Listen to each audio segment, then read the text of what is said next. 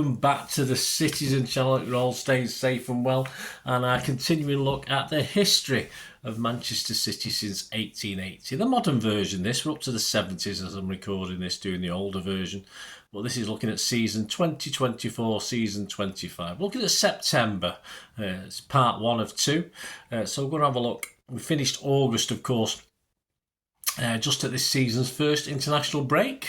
Pain in the bum, as usual. 3 games played, 3 games won, leaving City top of the league on goal difference to Liverpool.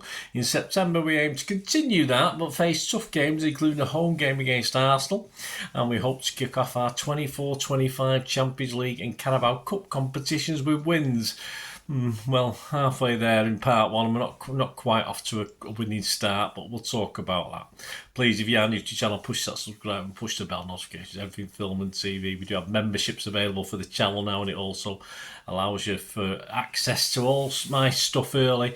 And of course, I do have a film and TV channel as well, so if you're any interest in that, you get immediate access to all my stuff on there as well. So Flea Boots, guys, 99p a month as I'm recording this, so please help us out and support the channel in that way. We do have sponsors as well, if you're any interest in that.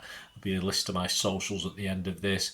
And of course, if you just give us a like, that'll be wonderful. Just give us a like. Fantastic. Or watch some of the ads as well. If you watch the ads, obviously that helps me out as well a little bit. Not a lot, but it helps me out certainly. So your support is much appreciated for the channel and the film and TV channel. Right, let's get on with this City diary for September 2024. Yeah, on the 2nd of September, 14 City players were off on international duty, of course. Staying behind included, for illness and injury, Phil Foden, and of course a little bit poorly, and more long-term was Oscar Bob, of course, who was nursing an injury. On the 4th of September, City's Carabao Cup third-round tie with Watford was confirmed, and we will host the Hornets on Tuesday the 24th of September with a kick-off at 7:45. That will be in part 2 of this. 4 Manchester City stars were shortlisted for the 2024 Men's Ballon d'Or, if you like that sort of thing, not my sort of thing.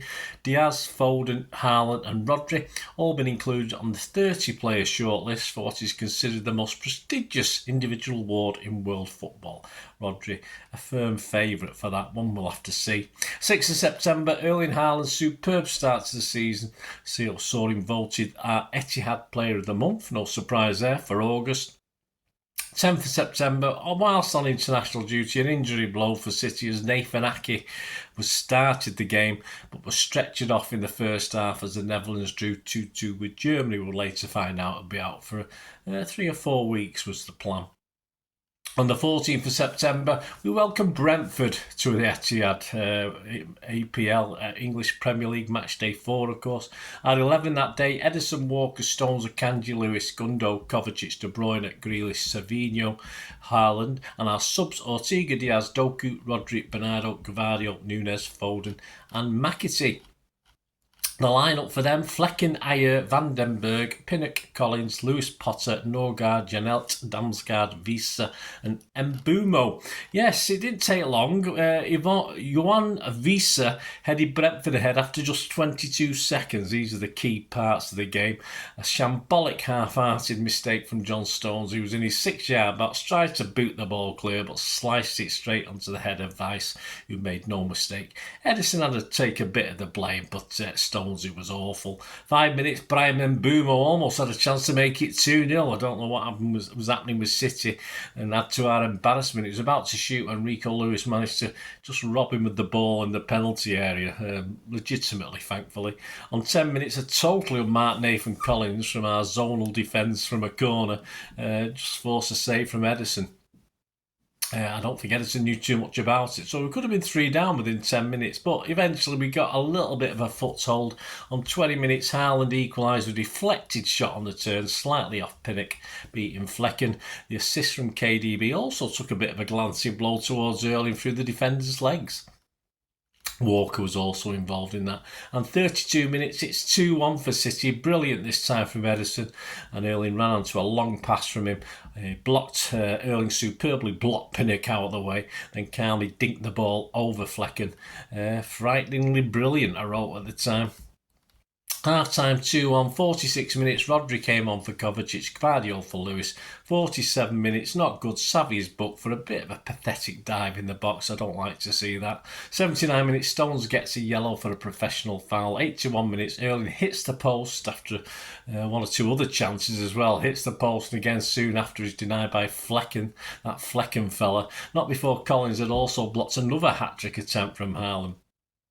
84 minutes, Bernardo for Grealish and Diaz for Stones. 92 minutes, Nunes for Savvy, who was holding his hamstring, but nothing to be too worried about. XG, City 1.9, them lot 0.92, Brentford, sorry, I forgot who it was then. Brentford 0.92. The stats, City's 18 shots, 7 on target, Brentford 8, 5 on target. We had 54% of the possession, 538 passes to their 460, and our accuracy was only 89%, which is fairly low for us. 84% for them. We made 9 fouls to their 3, and we got 3 yellow cards to their 1 as well. City man of the match, without doubt, was Haaland, despite being denied a hat-trick, of course. Headlines, inside pages, Manchester Evening News, Joe Bray, Guardiola explains why Phil stayed on the bench for the Bees clash, reference to risk of playing of what's to come, of course. He didn't want to risk him with a busy schedule ahead. Erling was a 9 rating from Simon Bukowski, Edison got an 8. Joe Bray's decision to play was all up to Haaland, he said, reference to the death, of course, of a close family friend this week. Daily Mail inside, Joe Bernstein, Pep's cavalry arrived just as the going gets tough. That was obviously in reference to Haaland brace, but the arrival of Walker, Stones, Gundo and Rodri at half-time and Phil on the bench, so that was the cavalry apparently. Back to the 16th of September, City's 115 charges with the Premier League, finally the case for it finally gets underway. Expected to last about 10 weeks. It'll be a long time before we know what's going to happen, but opposing fans are rubbing their hands in glee. Let's hope we have the last laugh, eh? 18th of September, we're back in Champions League action. And it ended City 0, Inter Milan 0. Bit disappointed.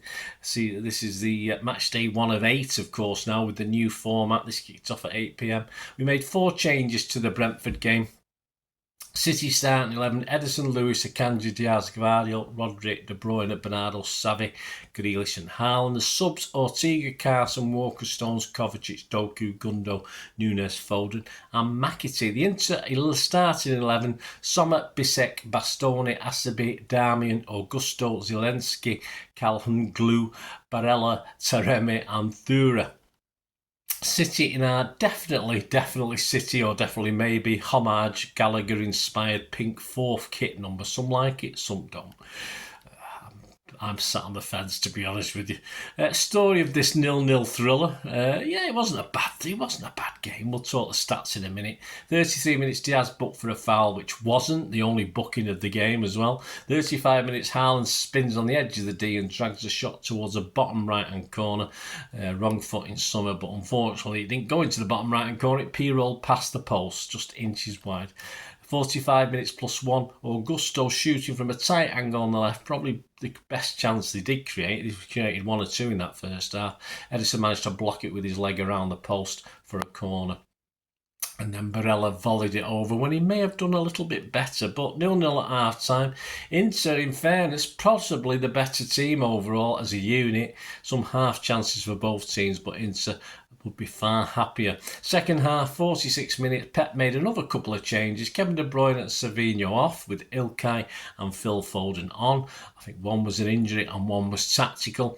69 minutes, Foden down the inside left channel, slammed a shot straight at Sommer when he perhaps could have aimed it a little bit wider. Sommer smothers it after good interplay of build-up from Grealish and Gundo.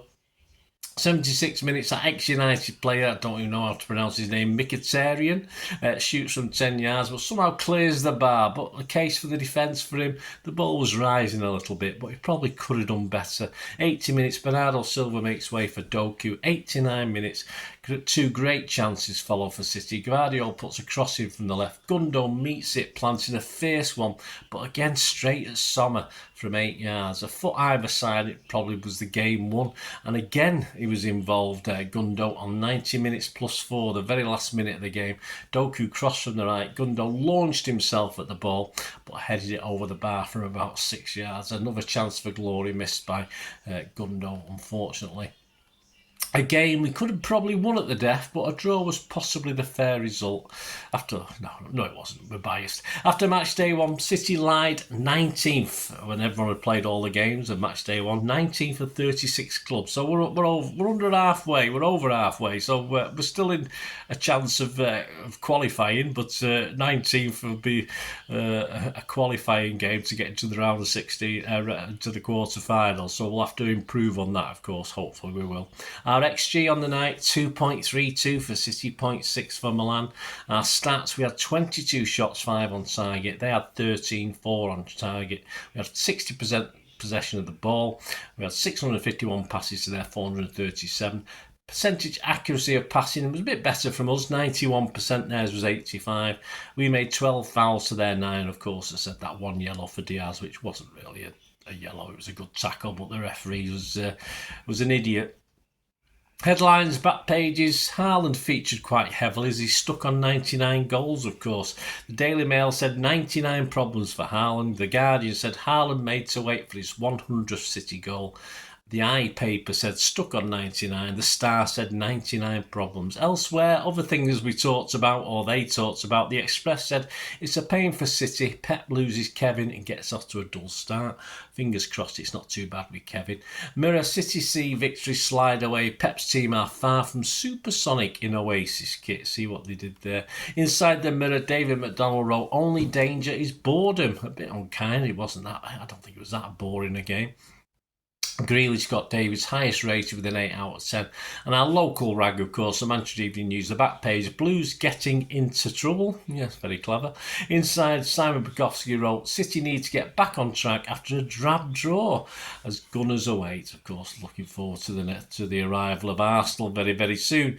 Grealish rated an 8 for Simon as well. So please join me in part 2 with the Arsenal game, of course, next up at the Etihad.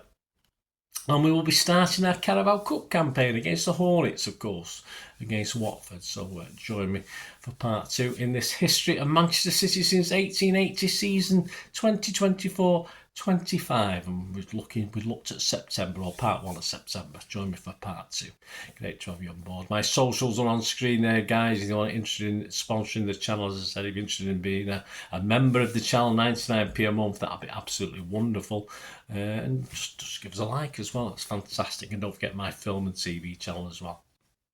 It'd be great to have you on board for both things I do. I say my passion for film and TV is there, not quite as much as my passion for the boys in blue and the boys in bright yellow and the boys in pink, but still quite a passion for film and TV as well.